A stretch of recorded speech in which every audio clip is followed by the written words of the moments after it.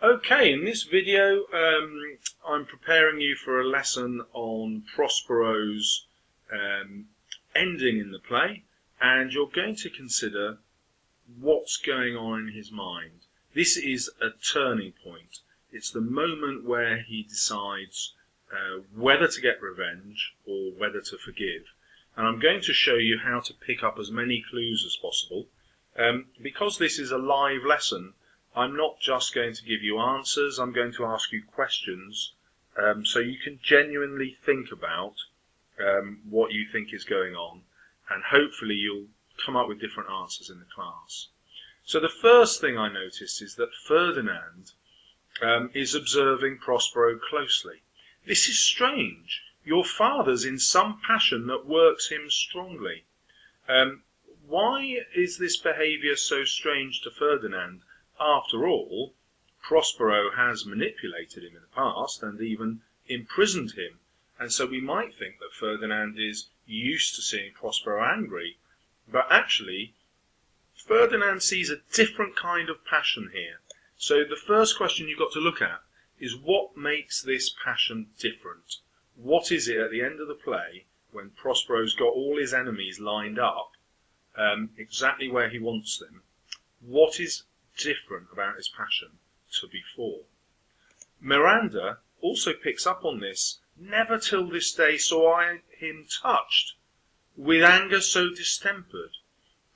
So distempered here means really bad-tempered. She's never seen him have anger like that. Well, why is that, and what's different about this anger? Prospero. Does he sound angry? You do look, my son, in a moved sort, as if you were dismayed. So Prospero is reacting to how Ferdinand has reacted to Prospero's anger. But what's changed in Prospero here? Why is he suddenly noticing Ferdinand? Why does he call Ferdinand my son?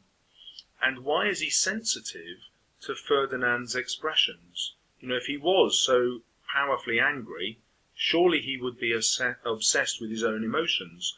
But actually his first reaction is to look at Ferdinand. And then my other question is, the last person to speak was Miranda.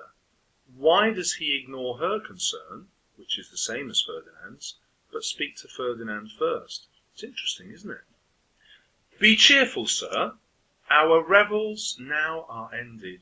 These our actors, as I foretold you, were all spirits, and are melted into air, into thin air. This is really interesting. What's Prospero thinking about when he describes his spirits? Not just Ariel, but the other spirits that have put on this display for him. What do the sounds of these words convey about his mood? And then we've got this metaphor that he's going to continue all the way through, that the spirits are actors. What does this say about life? What does it say about the role that we have towards each other? Is Prospero suggesting he's been playing a part and the anger wasn't real?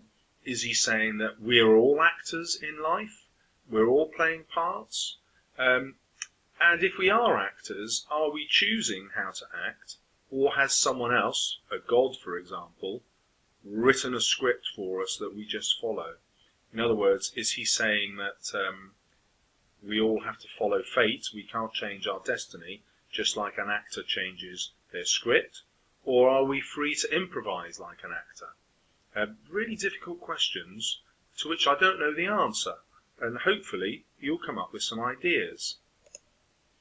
And like the baseless fabric of our vision, the cloud-capped towers, the gorgeous palaces, the solemn temples, the great globe itself, yea, all which it inherit, shall dissolve, and like this insubstantial pageant faded, leave not a rack behind. So he's talking about the performance that his spirits have just put on, and he's saying it was all an illusion. But let's look at the simile here that's extended and see what that shows us about what he values what he thinks about. He sees reality as baseless fabric. Is this a criticism that it's just base and therefore worthless? Or is he delighted because what was baseless can be turned into something marvellous like a vision? I don't know. The cloud-capped towers are a reference also to the Globe Theatre. And Prospero is having, if you like, a direct joke with his audience here, because he's also describing the theatre that they're watching the play in. If you've ever seen the Globe, you'll see how it's built with towers, and the clouds, of course, would have been painted on. The gorgeous palaces would have been set design, painting on wood that looked like the ornate gilded artwork in a palace. Or the pillars on stage would be made to look like solemn temples. And he brings out to us the reference to the Globe Theatre quite deliberately here. So in his own speech, he means the whole world. But also there's that in-joke, because the whole world has been shrunk to the actual Globe Theatre. That's where this world is being recreated.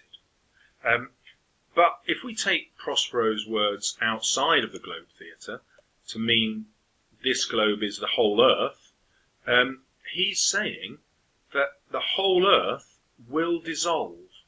And so this is a very pessimistic view in one way, isn't it? That he's looking at the long view and saying, well, nothing in life really matters that much because we're all going to die and lose the world. And therefore everything is lost. On the other hand, is he suggesting that because the world is going to dissolve, because we're all going to die, we have to really enjoy it while we're here? You know, are these revels the most important thing? Revels being hedonism, that pursuit of pleasure. So our revels, our pleasures have now ended, but is the fact that they've ended a tragedy, or should we focus on the revels that we've enjoyed? And the fact that they've ended doesn't make them any less enjoyable. It's difficult to know which way Prospero is going here. He's really interested in the idea of inheritance. Why is he interested in inheritance now? What's this got to do with Miranda and Ferdinand? And also, how does it influence his choice to leave the island and go back to Milan? And another way of looking at this is I'm asking whether Prospero's thinking about Caliban and Ariel here.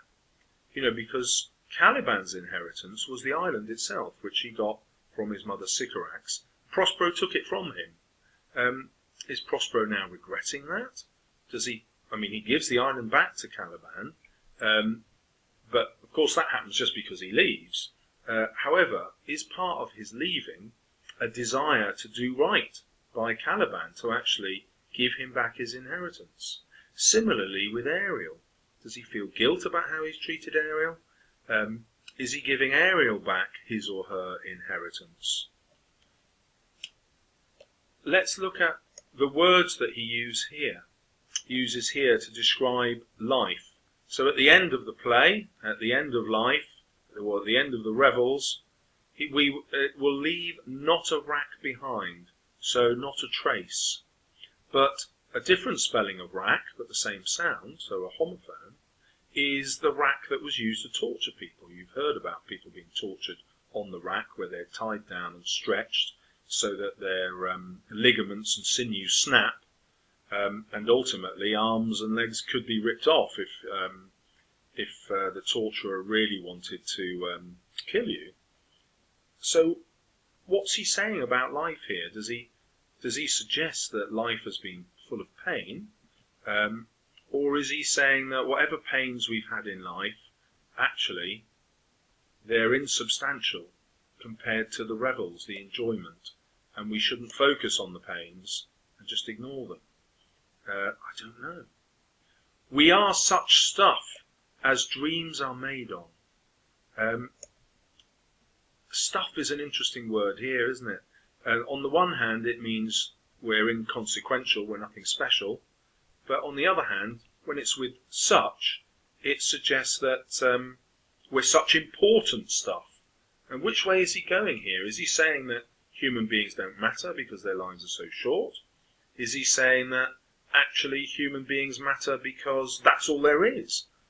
Which way are you going to go? On the one hand, dreams are meaningless, but on the other hand, dreams are what give us hope. So what's Prospero's view of the dreams here? We are such stuff as dreams are made on. What do you make of that metaphor? And our little life is rounded with a sleep. So which is more important? The sleep of death? Does he believe we go to heaven or not? Does he think life just ends? What does he imagine death is like if it's a sleep? Or does he think that the little life is much more important than the sleep? Well, to answer that, you have to do something with the word rounded. So, on the one hand, it's a pun about the Globe Theatre, which was round. And once the audience go, the actors sleep, and then they come back to life again the next day, don't they? And perform the play again. So does he have a view of an afterlife? Is there a purpose to our life that is made whole, if you like, by the merciful God who takes us to heaven, the full Christian belief?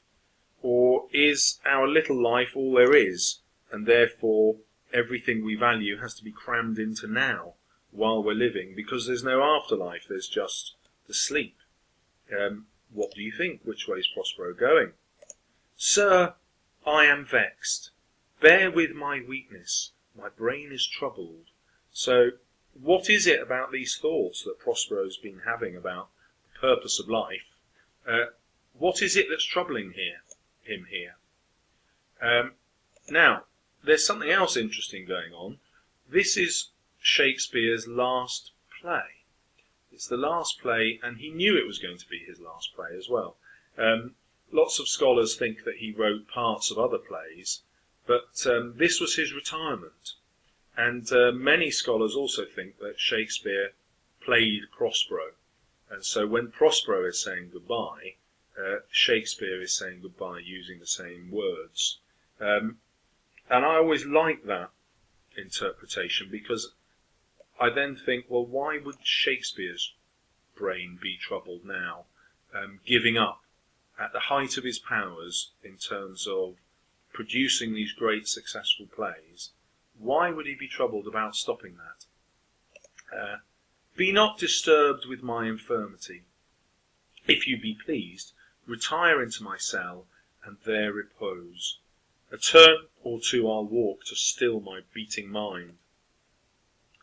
So what is it about what he said that makes him describe his mind with this metaphor as beating? What thoughts are beating in his mind? And the other thing, of course, you've got to remember is where we started. He's thinking about revenge. He's got in his power all his enemies, and he can kill them all. And what's more is he can reveal himself to them so that they know why he's going to kill them, why he's so angry with his enemies. But we also know that he changes his mind. He doesn't kill them. So what is it about this speech that gives us reasons why he chooses not to kill his enemies? So Ferdinand with Miranda, we wish your peace. They can still see that he's angry. Come with a thought, I think this should be read like this. Come, with a thought I thank thee, Ariel. So if you read it that way, Ariel can read Prospero's mind, or he's saying to Ariel, come with a thought. So I want your advice, I want your thinking. And the absence of the comma is difficult here because we don't know which way Prospero means it. So ask yourself that question. Is Ariel reading Prospero's mind, or is Prospero asking Ariel for advice? Thy thoughts I cleave to, says Ariel. So is Ariel saying I can read your thoughts, or I'm going to cling on.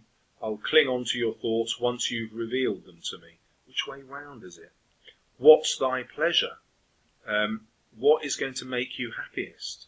So that works either way, whether Ariel's reading those thoughts or whether he's waiting or she's waiting for those thoughts. Why does Ariel think that the way forward with Prospero is to think about pleasure?